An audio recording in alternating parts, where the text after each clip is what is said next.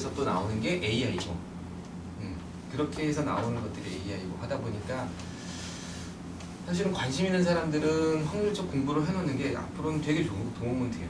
미래 사회에서는 뭐 AI에 선생님 저 관심 있어요. 그러면 확률 계산, 확률을 좀 아는 게 좋죠. 요즘은 이제 어떤 행동 패턴이라든가 이런 것들을 찾아내는 게 계산, 예전에는 계산을 하면 다 알 수 있을 거라고 사람들이 착각을 했었어. 그러다가 요즘에 와서는 사람의 행동 패턴이나 이런 건 특별하게 얘기할 수 없어. 그러면 그걸 어떻게 또 할 수 있을 건데 나오면서 행동 패턴이 나오기 시작하죠.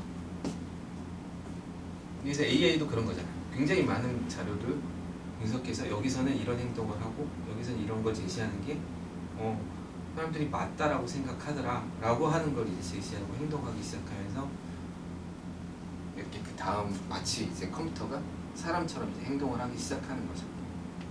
분석해서 그런 것들이 있고. 그 다음에 이제 기하학적 확률이 있어요.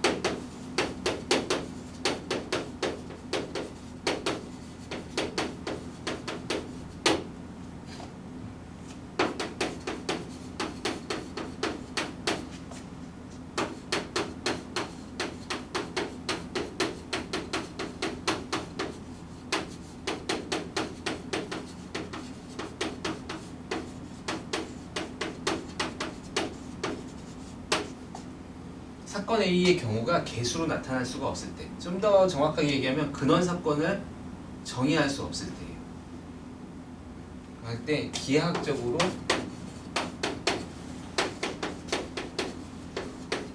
확률을 표시하는 거예요.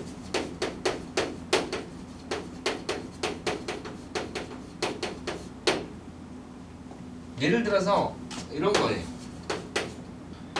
다트가 있는데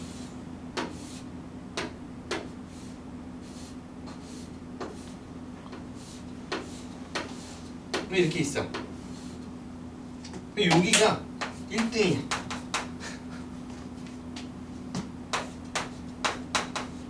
(1등이) 될 확률. 다트를 던져서. 그러면 개수를 이렇게 세면 무슨 일이 벌어져요? 기여도가 달라요, 그죠? 여기 꽝꽝꽝 뭐 이렇게 있으면 꽝을 차지하고 있는 거와 얘가 차지하고 있는 기여도가 다르잖아요, 그지? 그럼 이럴 때는 어떻게 해요? 전체 면적에서 요 면적을 구하는 걸로 하는 거죠. 이럴 때는 예를 들어서 전체 면적분에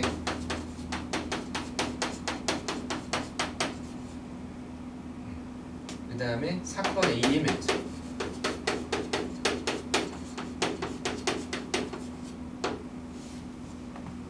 으로 확률을 얘기하는 거예요.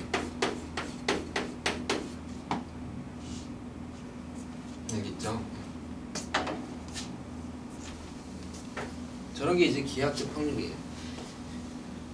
요즘은 이제 그 교육 과정에서 빠져가지고 부등식의 영역이라는 파트가 있었어요. 옛날에는 고등학교 1학년 때 배워요. 1차 함수, 2차 함수 이렇게 배우면서 부등식의 영역이라 그래서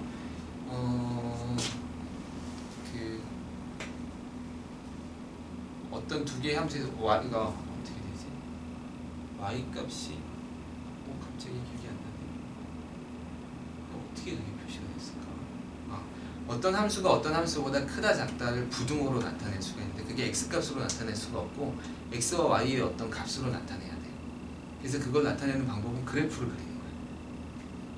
그래프를 그리는 거예요. 그래서 뭐 예를 들어서 뭐 원이 있고 2차 함수가 이렇게 있으면 얘가 fx라는 함수고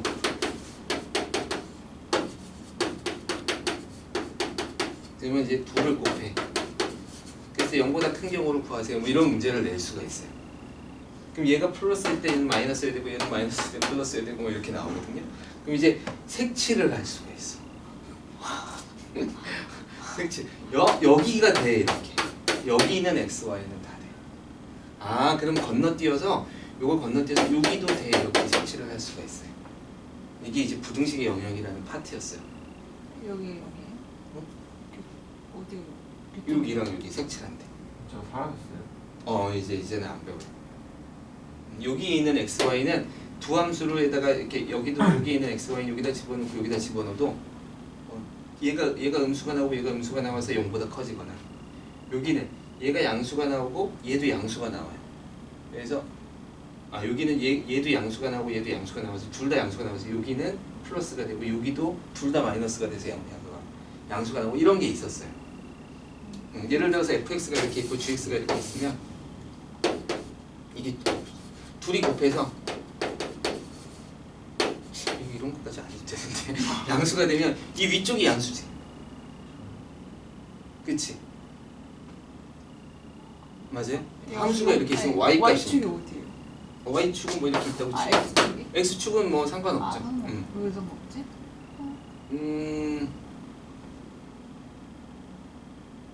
그렇게 할까요? fx 빼기 gx라고 해야 되나요? fx 빼기 gx였던 것 같아요. x 뭐 그렇게 합시다. 여기다가 만약에 이렇게 합시다. x축으로 하고 이것도 마음에 안 드는데? 빼기였던 거 같아요. 근데 어떻게 알아? 기생했어. 이거 했다고? 진짜? 너무 오래돼가지고 오래전에 없어져가지고 문제가 기억이 안 나. 그러니까 형태는 기억이 나는데 문제가 기억이 안 나. 이건 사실 별로 중요하진 않아요. 그러면 뭐 예를 들어서 여기하고 여기 이렇게 나오는 거예요. 면적으로 막 나와서 표시 자체를 그림으로 해야 되는 그런 단원이 있었어요. 문제 한두 개만 봐도 바로 알 텐데 지금 하지만 지금 그게 중요한 게 아니니까 이 y도 이쪽으로 넘겨야 돼요. 그래서 y 빼기 fx 뭐 이렇게 해서 해야 되고 뭐 이렇게 함수를 만들어요. 그래서 이쪽을 0으로 놓고 약간 도형의 방정식으로 문제를 풀어야 돼. 어쨌든 그래서 그런 파트가 있는데 그래서 여기 y가 여기 fx보다 커요. 그래서 x축이 필요가 없어. 지금 y가 여기가 x보다 fx보다 커야 돼. 그러니까 y는 fx 곱하기 뭐 y는 gx면 문제는 어떻게 풀어야 되냐면 이런 식으로 풀리는 문제예요. 이런 식으로 풀리는 문제예요. 그러니까 음함수로 푸는 거야. 음함수로 푸는 거예요. 그래서 하여간 이렇게 풀면 영역이 표시가 돼요. 뭐 이렇게 영역을 표시할 수 있었을 때는 이런 문제를 낼 수가 있어요. 그래서 선생님이 용석이한테 내일 용석아 우리 밥 먹을까? 뭐 선생님 밥 사줄게. 그 대신 내가 맥도날드 뭐 버거킹에서 만나자. 몇 시부터 만나냐면 1시에서 2시 사이에. 지금 진짜는 아닌 걸로 하자. 1시에서 2시 사이에 오자. 아무 때나 와도 되는데 둘 다 10분만 기다리는 거야. 아무 때나 와도 되는데 10분만 기다리는 거야. 그래서 만나면 사주는 거고 못 만나면 못 먹어요. 그럴 수도 있죠. 1시에 딱 가서 10분을 기다리는데 내가 20분에 나타나면 못 만나는 거야. 15분에서 25분 기다렸더니 내가 20분에 나타났어. 그럼 만나는 거잖아, 그치? 10분만 만나서 하면 하지 않아 이렇게. 그래서 만날 확률을 구하세요. 이런 문제가 있어. 이런 거는 이렇게 못 풀려요. 기하학적 확률을 풀어야 돼. 실제로 2분의 1보다 조금 더 커요. 굉장히 높은 가능성이 맞아요. 신기하죠? 신기하죠? 이게 10분, 10분이 사람이 이렇게 움직여 다니는 거기 때문에 이게 그래서 면적으로 이렇게 나와요. 2분의 1보다 조금 작은가? 하여간 되게 생각보다 커요. 안 만날 것도 같은데 상당히 높아요. 3분의 1보다는 분명히 커. 3분의 1보다는 여기 하면 여기가 60으로 잡았을 때 이 면적 여기가 맞나요? 빼는 거였나? 안쪽이었나? 에이 헷갈린다. 하지 맙시다. 모든 게 기억이 안 나. 자, 그 다음에 또 예를 들어서 좀 어려운 문제 중에서 이렇게 볼펜을 떨어뜨렸어. 지하철에서. 요즘은 이제 그런 일이 없어요. 요즘에는 문제가 그렇게 나온다고요? 문제가 그렇게 나와요? 문제가 그래. 근데 요즘은 그게 있잖아. 그 스크린이 있잖아요. 지하철 가면. 근데 옛날에 스크린이 없었어요. 그래서 뭐 열차역이라든가 뭐 이런 데서 볼펜을 떨어뜨렸을 때 그게 선로 밖으로 떨어질 확률. 뭐 이런 걸 낼 수 있어요. 그래서 그게 어떻게 될 때 떨어지냐면 이게 여기가 난간이잖아. 그럴 때 이렇게 볼펜이 걸렸어. 이걸 세타로 잡고 해서 이렇게 계산을 해요. 근데 이것도 기하학적 확률로 풀어요. 그래서 상당히 많은 부분이 확률이 꼭 숫자로 푸는 게 아니라 면적이나 이런 어떤 현상에 나타나면 개수로 나타낼 수 없으면 기하학적 분석을 좋아요.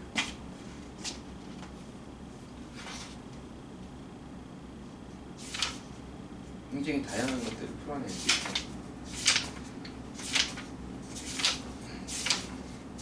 이렇게 재밌는 얘기를 하는데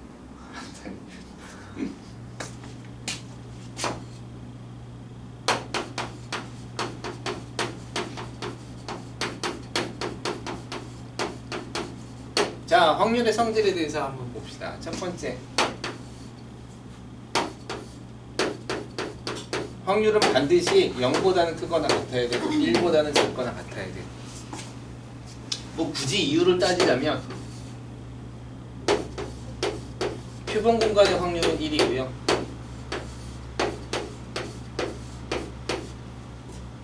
공사건의 확률은 0이에요. 그러니까 사건의 확률은 1을 넘어갈 수 없고 0 이하가 음수가 될 수 없어요. 그래서 모든 확률은 이렇게 정리가 되어 있죠.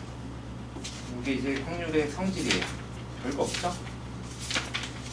자, 그래서 여러분 이제 확률의 기본을 끝마쳤어요. 그래서 이제 확률을 막 계산할 수 있어요. 열심히 계산할 수 있고, 그 다음에 이제 나오는 게 확률의 덧셈 정리예요.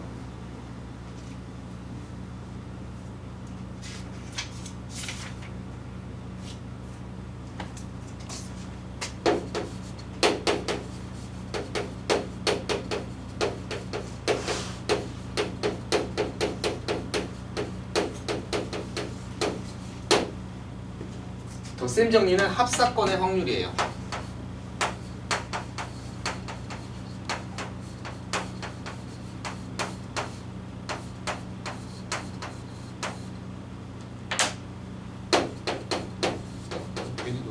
계속 쓸 거예요. 합사건의 확률이죠.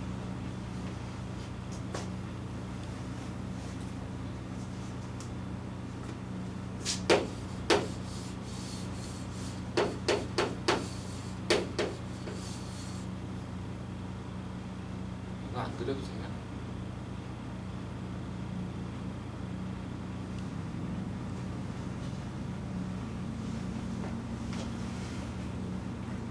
안 그려도 되겠네요. 그래도 뭐 그려놨으니까.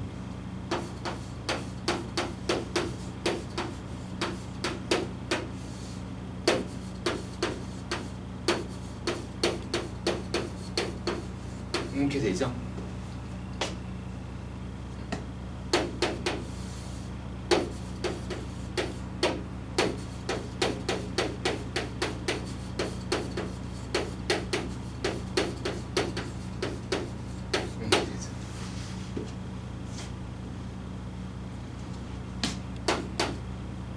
A의 확률 더하기 B의 확률 빼기 교집합의 확률이에요. 요건 이제 나중에 배워요. 요건 곱셈 정리라 그래요. 곱사건의 확률 곱셈 정리는 여기서 안 나오고, 물론 이걸 가지고 이렇게 풀 수도 있지만 일단은 합사건의 확률은 이렇게 정의가 되어 있고요. 요걸 갖다 푸는 거고, 만약 A, B가 배반 사건이면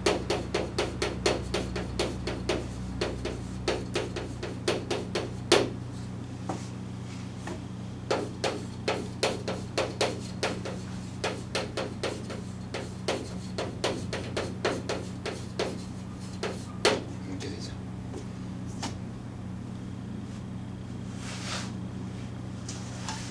그래서 조금 신경 써야 할 게, 문제 중에서 가끔 가다가 이제 참거짓을 물어보는 문제들이 있는데,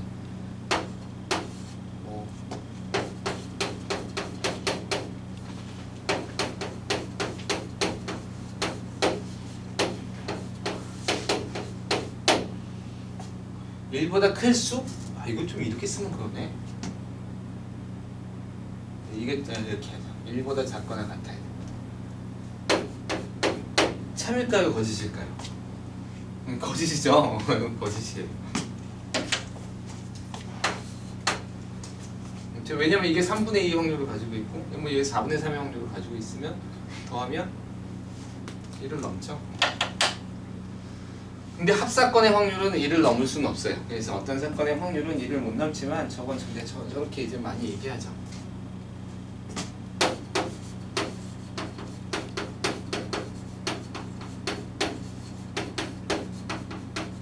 통계 수업하는 게 참 좋네요. 할 게 별로 없어요. 그냥 쭉쭉쭉. 여사건의 확률은 A의 여사건의 확률은 1 마이너스 A가 되겠죠? 이거는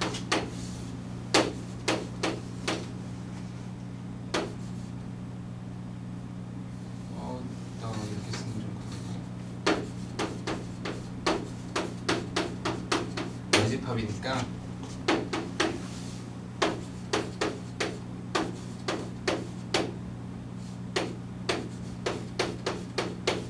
이렇게 돼서 1 마이너스 A 여사건은 언제 다룬다? 여사건은 사건의 경우의 수가 적을 때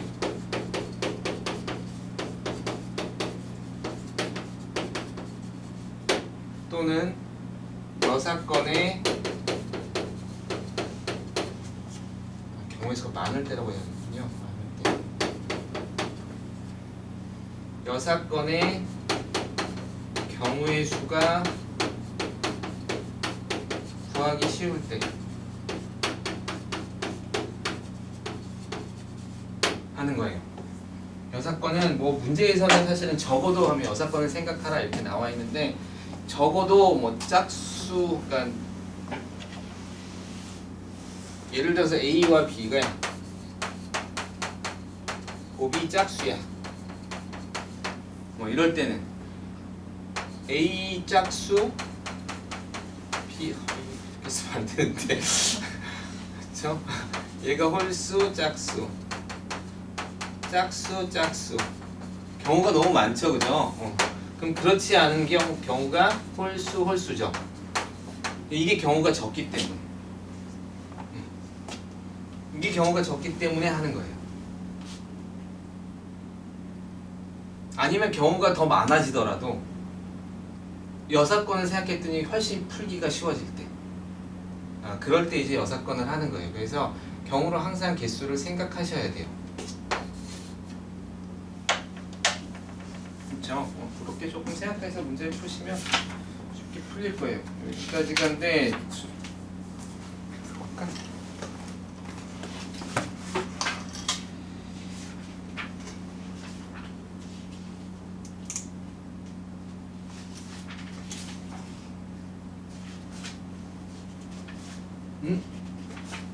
이러려고 한 건 아닌데 딱 맞췄어요. 326대 20까지네요. 안 하시겠지만 너는 해야 돼. 326번까지. 326번. 페이지라고 해서 그러니까요. 마필보다